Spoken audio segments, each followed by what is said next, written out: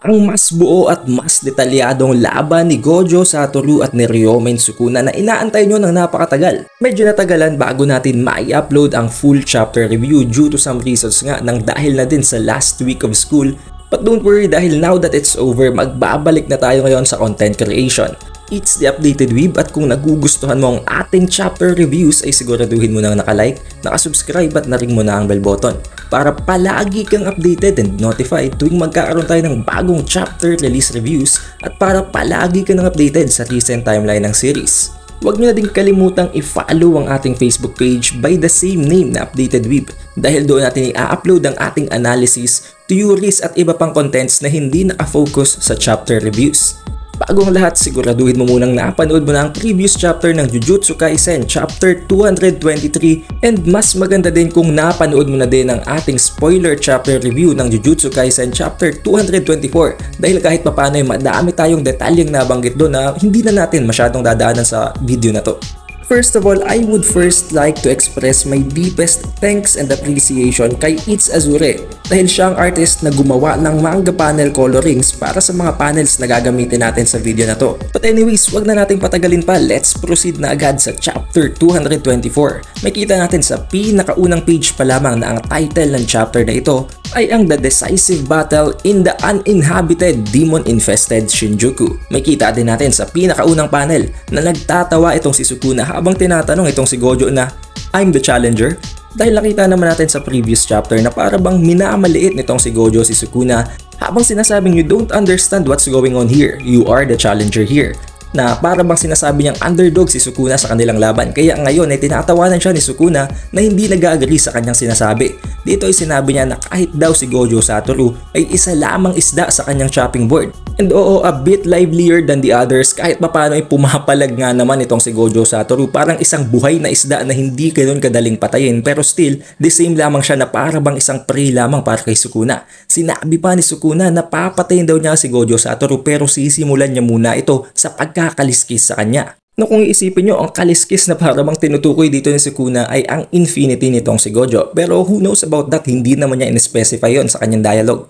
Isa pang bagay na dapat nating pansinin dito ay nakapag-recover na completely ang braso ni Sukuna na na-damage or naputol matapos siyang tamaan ng 200% na powered up na purple nitong si Gojo. So it means anytime now ay pwede nang isamon nitong si Sukuna si Mahoraga or ang Tranquil Deer para makounter niya ang infinity nitong si Gojo. Pero hindi yun ang ginawa ni Sukuna but instead pumasok ang dalawang ito sa isang stance na kung saan ay para bang magkakaroon sila ng face-off habang showcase ang kanilang cursed energy. Makita natin dito na tinatanong pa nitong si Gojo itong si Sukuna kung bakit hindi pa siya bumabalik sa kanyang original form dahil hindi naman daw makakatulong ang katawan ni Megumi para mag-hold back siya. Sinabi niya na no matter what ay papatayin niya si Sukuna kahit pa ang vessel nito ay ang katawan ni Megumi at saka na daw niya iintindihin ang katawan ni Megumi kapag patay na si Sukuna. Dinagdag pa niya na parang mas gusto pa nga daw niyang suntukin or bugbugin all out ang katawan ngayon nitong si Sukuna dahil kamukha daw ng katawan ni Megumi ang katawan ni Toji Fushiguro.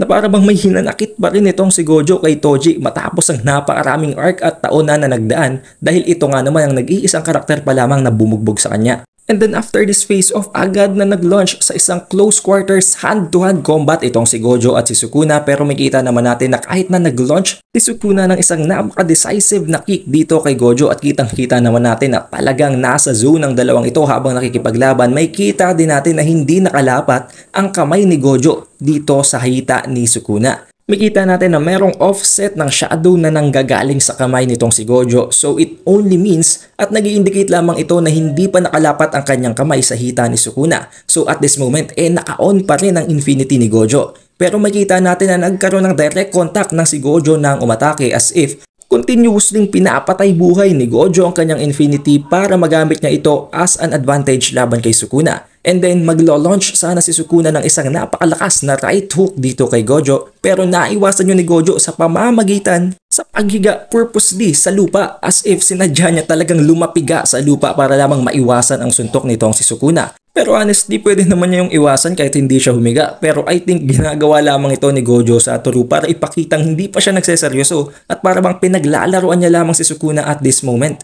Makita din natin na ginamit ni Gojo ang kanyang kamay para i-flick si Sukuna. Now this is one of the most controversial topics ngayon sa laban ni Sukuna at ni Gojo. Nasabi nila na masyadong maraming bagong skills si Gojo na maaring maging ang kanyang sariling Infinity ay namamanipulate niya para ma-manipulate din or magkaroon ng psychic abilities para makontrol ang mga bagay-bagay. Pero for me, I think this is not anything new. Maaring ginagamit lamang ni Gojo ang kanyang blue at red in a certain degree na to the point na nagagawa niyang makontrol maging ang mga bagay-bagay. Dahil as you know, pwedeng gamitin ni Gojo ang kanyang repel para paglayuin ang mga bagay-bagay at pwede naman niyang gamitin ang kanyang attraction para paglapitin ito. Now kung iisipin mo, kung gagamitin niya ang blue at red ng napakahusay, ay kaya talaga niyang magawang mag-manipulate ng mga bagay-bagay kahit pa wala siyang bagong skills. Sabihin na lang natin na hinone niya lamang ang kanyang dating curse techniques. Pero who knows nga naman, diba? Maaring may bagong skills din talaga itong si Gojo dahil nabanggit din naman niya na nagkaroon siya ng special training bago siya makipaglaban kay Sukuna.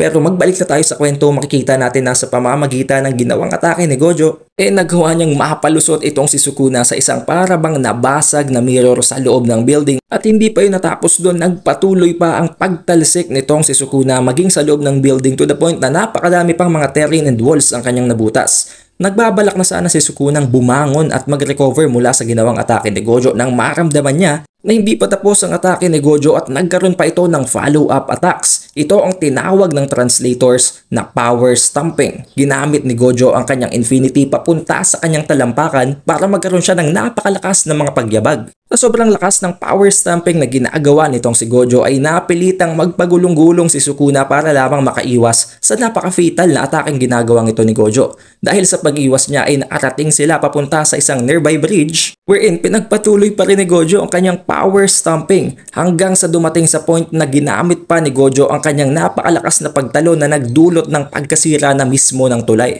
Unti-unti nang bumabagsak ang structure na to nang biglang ginamit na naman ni Gojo ang kanyang pagkontrol ng mga bagay-bagay or sabihin natin ang kanyang Infinity na lamang para hindi na tayo maguluhan habang si Sukuna mismo ay nakaapak pa sa strukturang ito. Matapos yun ay kitang-kita natin ang napaka-furious at napaka-nakakatakot na emosyon dito ni Gojo Satoru ng genuine na excitement at rage. Tinatangka niya sanang ipitin itong si Sukuna sa gitna ng isang nakatayo pang building at nang nawasak na natulay. Habang si Sukuna ay hindi man lamang din kinakabahan at nakatawa pa bago man lamang magkaroon ng impact or contact sa gitna ng dalawang building na ito ay agad na nakaiwas si Sukuna gamit ang napakabilis na paggalaw. Dito naman magsisimula ang pagbawi ni Sukuna sa pambubugbog sa kanya ni Gojo. Ginamit niya ang kanyang pagtutok ng finger gun or let's say ray gun dahil nga napakadaming nagagalit sa inyo nang dahil lamang sa simpleng hindi ko pagpanood ng Ghost Fighter. The only reason for that is dahil hindi ako nanunood sa GMA at nakafocus ako dati sa ABS-CBN na kung saan ang pinaka-pinapanood ko lang dati ay Naruto. And tandaan nyo, hindi pa ganon kasikat ang internet way back then kaya hindi ka basta-basta makakanood ng anime not like this era. Pero let's get back to the story. Ginamit na ni Sukuna ang kanyang finger gun para itutok ang dismantle niya kay Gojo Satoru. Matapos yun ay para bang hindi natin alam kung tinamaan si Gojo dito or maaaring iniwasan niya literally ang dismantle nitong si Sukuna. Makita natin na nawasak ang building na nasa kanyang likuran, subalit hindi naman siya nun tinamaan. With all the confusion, hindi sinayang ni Sukuna ang pagkakataon at nag-attempt siya na magkaroon ng isang surprise attack laban kay Gojo Satoru na na-block naman ni Gojo Satoru dahil nga sa napakabilis din nitong cognition. But the problem here is that pabagsak na ang naputol na parte ng building na tinamaan ng dismantle ni Sukuna at babagsak na ngayon ito sa kanilang dalawa. And then isa pa ito sa nabago natin sa previous video. I think hindi basta-basta pinatay ni Gojo Satoru ang kanyang Infinity para lamang mahawakan itong si Sukuna. What I think here is that ginamit ni Sukuna ang kanyang domain amplification. Kaya napilitan itong si Gojo Satoru na patayin ang kanyang Infinity dahil mawawalan lang din naman ito ng kwenta kung gagamitin ni Sukuna ang amplification. Kung papansinin natin, ang kamay ni Sukuna ay nababalutan ng energy or ng cursed energy na nakita natin gamitin ni Jogo at ni Hanami nang makipaglaban sila kay Gojo. At the same time, ginagamit din ng dalawang disaster cursed spirit na yon ang kanilang domain amplification kaya nagawa nilang i-penetrate ang Infinity ni Gojo. Siguro yung na-realize ito ni Gojo na mawawalan din naman ng kwentang Infinity niya, so why not turn it off at makipaglaban kay Sukuna gamit ang kanyang bear abilities na lamang. Maaring magtaka din kayo kung bakit parang gulat na gulat din ang reaksyon dito ni Sukuna. I think ang dahilan dyan is the very reason nga na pinatay nitong si Gojo ang kanyang Infinity. Pero again, who knows, that's just a theory, hindi naman natin alam at hindi na specify sa chapter na ito kung ano ang literal na nangyari, pero surely may explain naman yan sa susunod pang mga chapter. Nang dahil dito ay nakapasok ang dalawa sa loob ng humuhulog ng building. Pero hindi yun naging hindrance para ipagpatuloy nila ang bakbakan kahit na nasa loob ng building ay nagpatuloy pa rin ang laban ni Gojo at ni Sukuna, wherein kinalas ni Sukuna ang isang nakabalandrang pinto para magkaroon ng harang sa gitna nilang dalawa ni Gojo. Pinabalak niya sanang suntukin itong si Gojo nang hindi ito nagmamalay nang dahil lang nga sa nakaharang na pinto. What he didn't know is that nagcha-channeling na din pala ng energy si Gojo para mag-launch ng isang surprise attack din para sa kanya. Again, kung papansinin natin, ang posture at ang stance na ginagawa dito nitong si Gojo ay para bang ang stance na ginagawa naman nitong si Gon kapag naglo-launch siya ng Jajangken. And then sadly, hindi na ipakita ang nangyari sa gitna ng fist fight na yon, pero nakita naman natin sa panel na ito